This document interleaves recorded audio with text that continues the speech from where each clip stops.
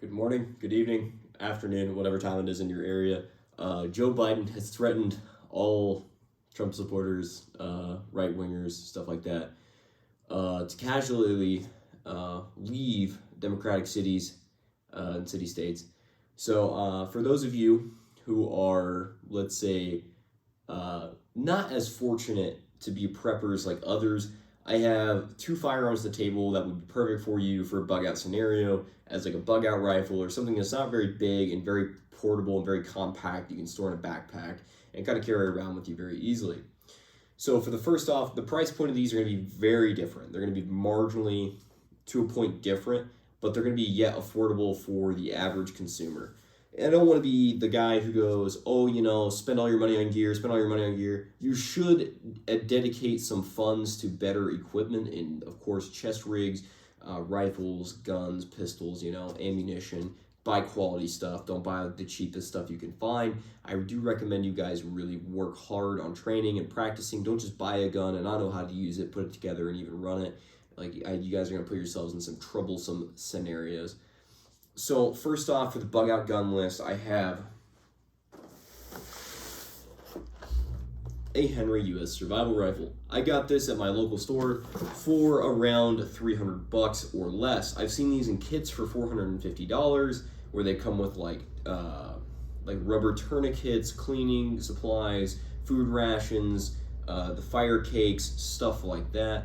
So there is a lot that comes with them, but this one itself just comes with this. And I know what you're thinking. They sold you a stock. You got fucking ripped off. No, my friend, there's a little bit more to this than you think. So this rifle itself is put together very, with under a minute, basically with practice. You can put this gun together under a minute, and it's very easy. So first off, we take our magazines out. This only comes with 2. It can store up to 3 with 1 in the gun.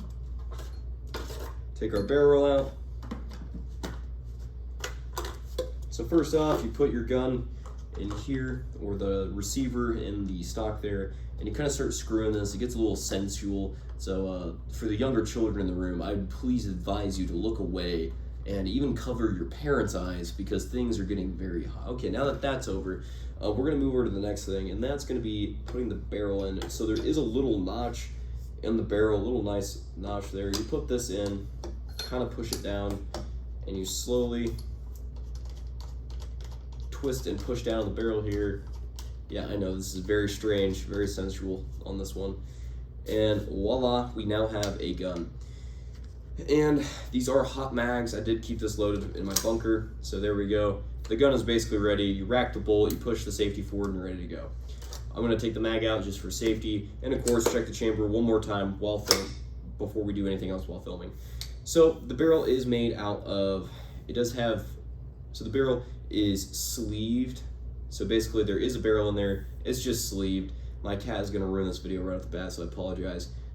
I cannot stand my fucking cat. Anyway, so it's sleeved, and then of course the trigger is nothing to write home about. One more time, check the chamber's clear. The trigger is nothing to write home about.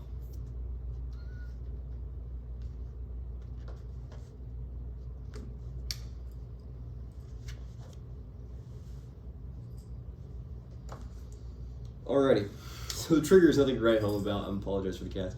Trigger is nothing to write home about. You basically, nice stiff trigger, probably a 7-pound, 8-pound trigger. Wow, that is heavy. The reset is okay. I cannot have anything in this house, can I? Let me quickly deal with this. Come here. So, the trigger is okay. The trigger is nothing to go writing home about. There's nothing cool about this. This isn't a sniper rifle. This isn't going to be like 3-pound trigger, sub-MOA gun. This is a survival rifle. This is to get you to small game, small food, to give you some sort of protection other than, your fists or a pocket knife, i.e. Stabby Boy. Always keep one on you. I recommend keeping one in your car too. Keeping Stabby Boy in your pocket. And yeah, it works well enough, but I do recommend, picking up something else, maybe like a shotgun, like a backpacker shotgun or something. The front sight is easily driftable. I swear to God, we're going to have it come to Jesus. What are you doing, Private? Off my table. Oh, she's fighting. All right, there we go. Back to it. So the rifle does have a Weaver rail up top that you can add. One of those Simmons or weird 4x15 scopes. I do not recommend those because the eye box is so small that to get to it, it's almost impossible. The sights on this are just fine. This is a 22. You're not going to be sniping anything with this. And putting it on and then dialing it in every time will become a pain, and then will ruin the idea of this rifle. Yes, my finger is in the trigger guard. It just comes natural because the frame is chunk. It is chunk. So a little bit of 45-second assembly, and the same with the disassembly here. The good part is it has a nice carrying case if that's what you want or that's what you like, and you can actually store a 200-round pack of Blazer ammunition there. Nothing too serious. It's literally just a little, just plinking rounds. They're not hollow points. They're not solid copper jacket rounds. They're literally the bottom of the barrel rounds that you'd find anywhere else. So now that that's done, we open up our butt cap here. There is a little bit of like ribbing here for her pleasure. I mean, to open it up. Anyway, gun goes in. Barrel goes in. The mags have their own little special cut to fit them in, and they take a couple tries to usually get in. So if you're trying to get these in a hurry is not very handy, but getting them out is no problem. You can literally just, wrong way there, you literally just dump this out. And it cycles well, it runs well, it groups okay, it groups decent for a survival rifle. I'm not going to go out of my way and say this thing is like laser accurate, but if I had to at 50 yards, I could smoke a rabbit if I had to. It is minute of squirrel, basically. There's nothing more I can say about that. And of course, you get the awesome badass carrying case with it when you buy it that you'll probably use a couple times here and there, but other than that, nothing really more. So let's get that out of the way. And now for the real contender of the show. The Ruger 1022 Breakdown TX22 Hunter. So this thing has everything you'll probably need. It comes with a pick rail in the box. Some of these come with like whole baggies that you can kind of carry. But the main point is you can carry this in a backpack, especially this. This breaks down well. As you can see, I did put an aftermarket trigger in it because I wanted a lighter trigger pull. And for those of you who are saying, for a novice, they'll get themselves hurt and they'll squeeze a trigger wrong and it'll go off intermittently. Look, I'm using this. I will be the only person who uses this. And if I do hand this off to somebody, I always inform them this is a lighter than normal trigger. Please be careful, and I will watch them with close supervision. Now that being said and that whole spiel's done, to put this together, I literally pinch the bottom here, grab this, push down, snap, and a little twist on the bracket there, and we're pretty much ready to go. Rack the gun, we're good. We'll check the chamber. Chamber is clear. It takes Ruger 1022 mags, since it is a Ruger. Takes the 10 rounders, 15 rounders, 25 rounders, and my favorite, the jungle style ones. So you can actually clip your mag in, and then you have 50 rounds on the magazines, and you have probably the best part of this feature and the biggest feature of this gun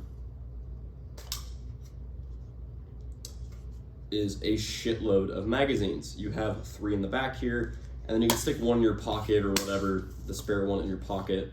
But for right now, we'll take this one out. This is sold separately, so don't expect anything else. This does come with a different style that can actually adjust the cheek comb, which is awesome. In case you do put like a red dot or a scope, which I wouldn't recommend for this. This is a bug-out rifle. This isn't supposed to be your competition 22 plinking gun, okay? Okay. It is a taper barrel, not a bull barrel. It is threaded half by 28. It's not does. It is threaded half by 28. Has fiber optic sights, which helps a lot with target acquisition and lining up really easy on those sights. Just an awesome gun.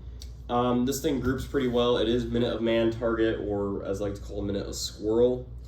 I'm not going to stand here and tell you to buy these. I'm literally just saying if this is like something you can afford, do it.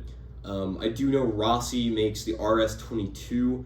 I used to own one of those when I got first out of high school. They were like 110 bucks. Now they're like 150, but nowadays people have to take what they can get. And if that's all you can afford, that's all you can afford.